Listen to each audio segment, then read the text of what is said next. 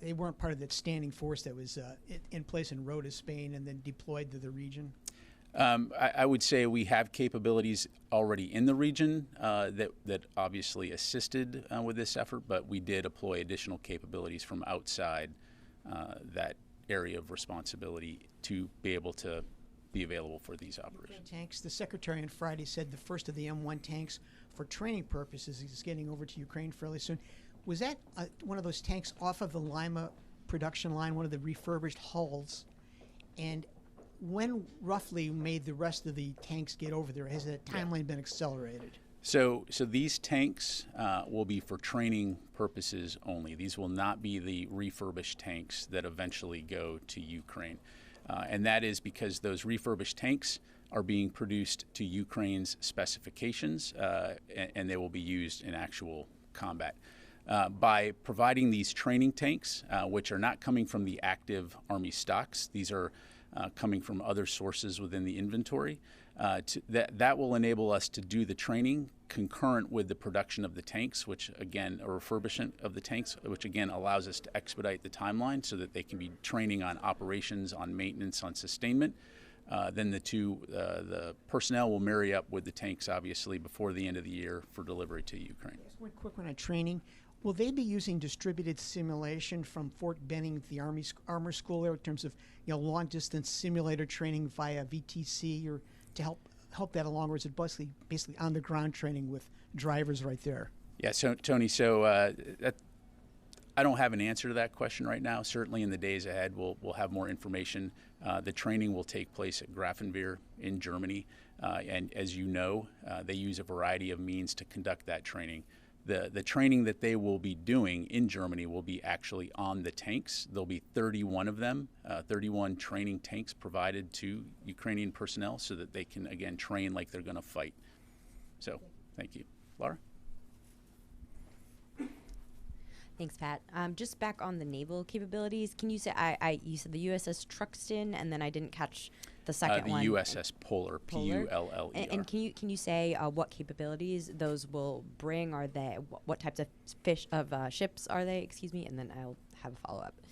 Yeah, the Truxtun is a Arleigh Burke-class destroyer. Again, and the idea here is to have these capabilities offshore available should we need, for example, to transport citizens to another location, should we need to provide medical care, those kinds of things. So again, positioning assets to be ready if asked and if needed. And so, as we move forward, certainly if we are in a position to have to employ that capability, we'll keep you updated. And just as a follow-up, my understanding is the nearest amphibious ships are pretty far away. There's none in the immediate vicinity. So are you going to be using destroyers in a humanitarian mission? And what kind of signal will that send? I would look at it less as a destroyer and more as a floating ship, as a ship, a capability that comes with it a variety of capabilities to include transport, right? So again, right now, to our knowledge, we're not talking large numbers of Americans looking to come out of Sudan. But again, in the days ahead, we'll stay closely coordinated with the State Department. They're in the lead, and we'll be prepared to support them. Thank you. We go to the back to Qasim here. General, two questions on Sudan.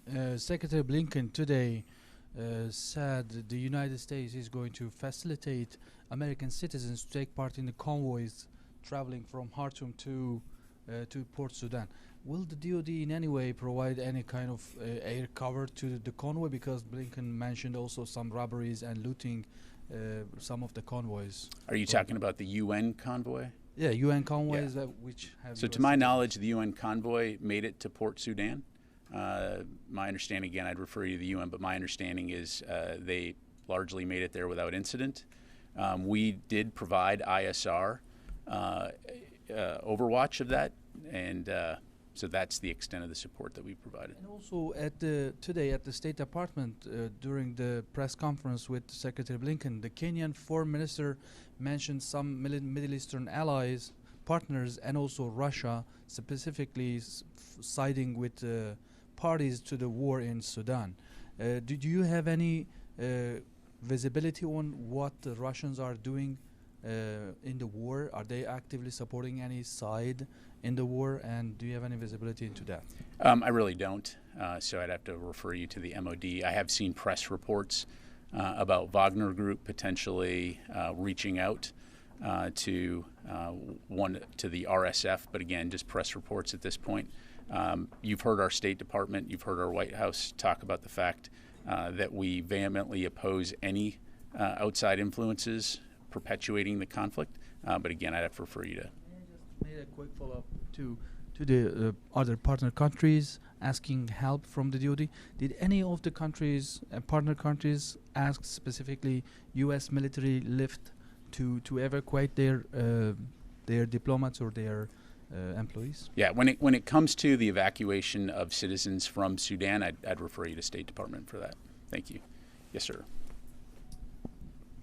Hi, sir. Just wanted to check these. I think both the Secretary and the President thanked Saudi Arabia for their support in the operation, saying it was critical to the success of the evacuation.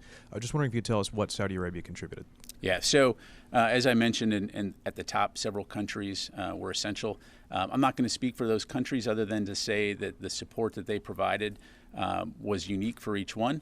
But again, we're very grateful for the assistance that they provided. Thank you very much. Let me go over to Chris, and then we'll go to Ro. This Chris right here. There you go. Thanks. And then we'll get back to you. Yeah. Okay. Okay. If I could follow up on, you mentioned the ISR Overwatch. Were these manned aircraft, unmanned aircraft that you had up? Yeah, so these are unmanned aerial vehicles. I'm not going to get into the specifics of the type of platform other than to say we're providing unmanned aerial vehicle Overwatch. Correct. And supporting the operation, presumably it wasn't just the 100 soft forces. Did you have any aircraft over the country then? Again, you're talking about in terms of the evacuation? During the evacuation, Saturday. Yeah, I'm not going to get into the specific force package. Clearly, anytime we conduct an operation like this, we are going to take the capabilities we need to ensure that our forces are protected. But I'll just leave it at that for operation security reasons. Thank you. All right, let me go to Rio and then Matt.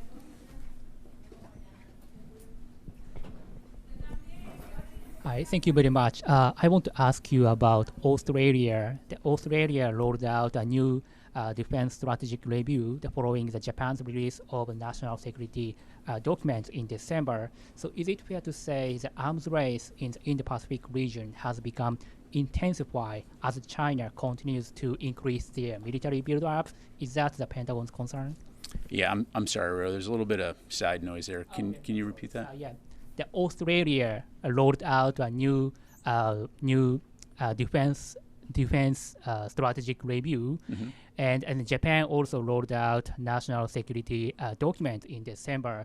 So I wonder if there is the arms race happening in the Indo-Pacific region, or arms race has become intensified as China continues to increase their military build-up. Sure.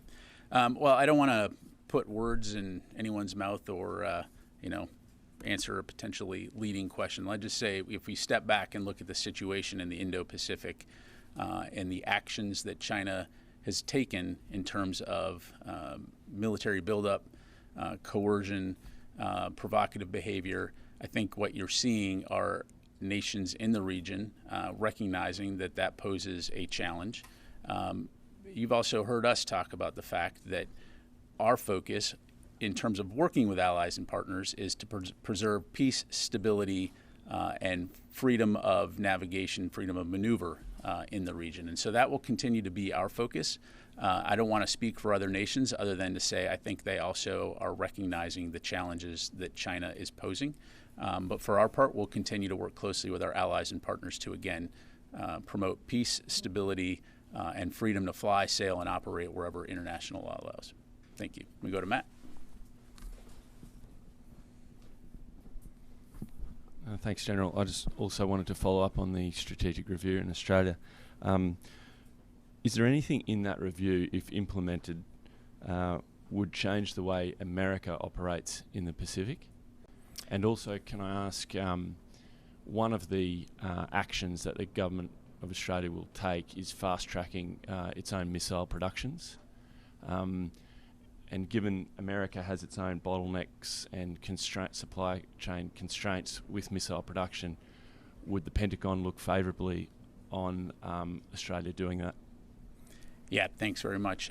So in terms of the review itself, Matt, I'd refer you to Australia to talk about its review and what it can and can't do. As far as the Department of Defense goes, you saw the statement that the Secretary issued today, very supportive of the strategic review, and so I think that speaks for itself. In terms of your second question, I'll have to take that and we'll come back to you on that one. Thank you very much. Yes, sir. Thank you, General.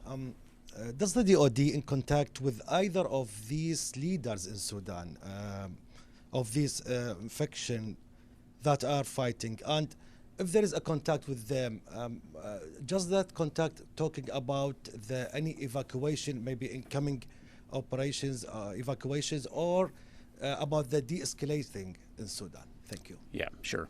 So as I mentioned, yes, there has been DoD contact with both the generals leading the Sudanese armed forces as well as the RSF.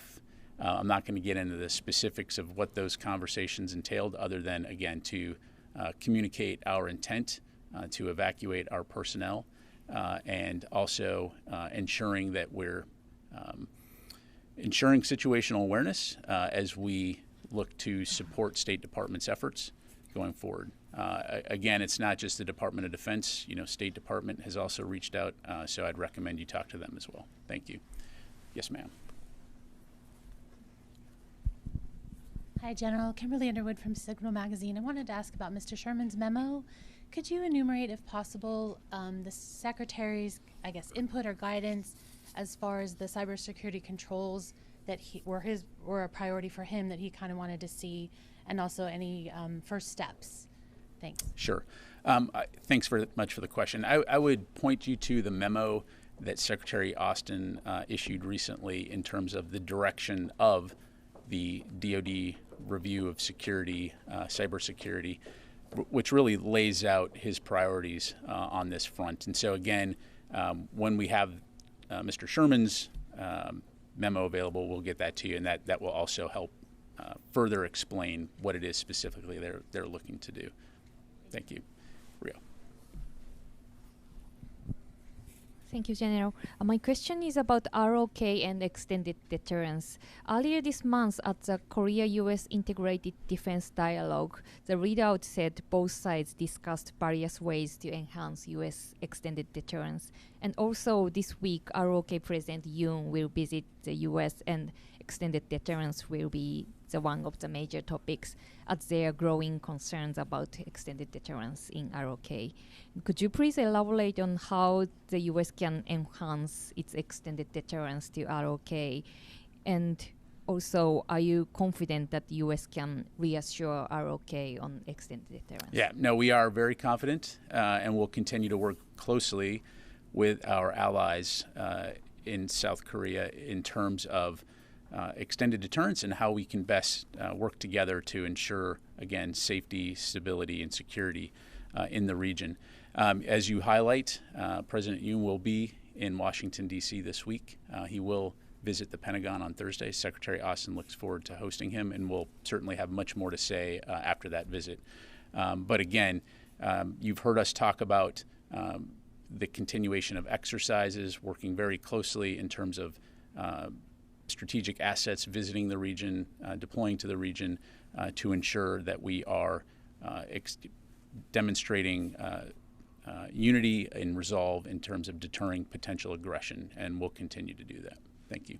Okay, I have one more question. Jen. Just a quick follow-up, Pat. Were the surveillance drones that were flying above that convoy route armed? I don't want to get into, again, to the specifics of the ISR. Again, we have capabilities available to us in terms of ISR capabilities, but that's about as specific as I can be. Thank you. Thanks very much, everybody.